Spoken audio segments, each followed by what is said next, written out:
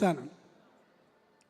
శివుడికి విష్ణువుకి భేదం ఏమాత్రమూ లేదు లేదు లేదు. ఒక్కసారి ఆలోచించి చూడండి. శివుని చేతిలో శంఖం ఉంటుంది, వనమాలి గదీ శాంగి శంఖి. ఆయన చేతిలోనూ శంఖం ఉంటుంది. ఏ శంకరుడున్నాడో ఆయనకి పినాకము అనే ఆ విల్లు చేతిలో ఉంటుంది.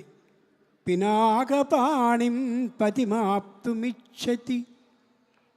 ఏ మహానుభావుడైనటువంటి విష్ణువు ఉన్నాడో వనమాలి గదీ శాంగి, ఈయన విల్లి పేరు శాంగం విష్ణువుది. శివుడు విష్ణువు ఇరువురు ఏ విధమైనటువంటి భేదము కలిగిన వాళ్ళు కారు. శివునికి 3 కన్నులుంటాయి. ఏ మహానుభావుడైనటువంటి వెంకటేశ్వరుడు కలియుగంలో ఉన్నాడో ఆ వెనుక ఉన్న ద్వాపరయుగంలో ఇదే శ్రీ మహావిష్ణువు కృష్ణుని రూపంలో ఉన్నాడో, దానికి వెనుకదైనటువంటి త్రేతాయుగంలో రామచంద్రమూర్తిగా ఉన్నాడో, దానికి మొదటిదైనటువంటి కృతయుగంలో కృతేశ నారసింహో భూ, ఆ నృసింహస్వామి 3 కన్నులతో కనిపిస్తాడు. ఈయనకి 3 కన్నులు, ఆయనకి 3 కన్నులే. భేదం ఎక్కడుంది?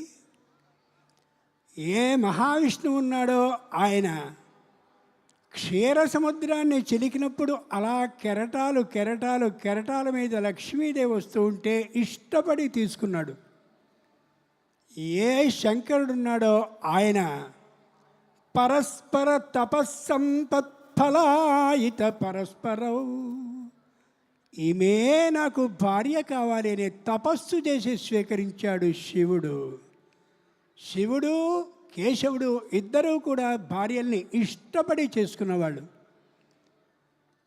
ఏ మహావిష్ణువు ఉన్నాడో ఆయన మామగారి ఇల్లైనటువంటి ఆ పాల సముద్రంలో ఉంటే, ఈ శంకరుడు కూడా మామగారి ఇల్లైనటువంటి హిమాలయం మీదే ఉంటాడు. రాజ్య కార్య నిర్వహణం కోసం శివుడు కైలాసాన్ని ఏర్పాటు చేసుకుంటే, శ్రీ మహావిష్ణువు వైకుంఠాన్ని ప్రత్యేకమైన ప్రదేశంగా నిర్ణయించుకున్నాడు.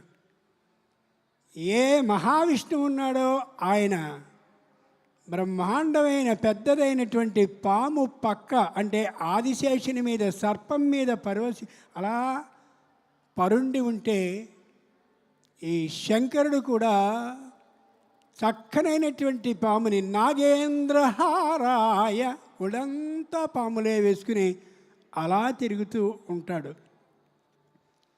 బాగా ఆలోచించి చూడండి. రేపటి రోజున వైకుంఠ చతుర్దశి రాబోతోంది.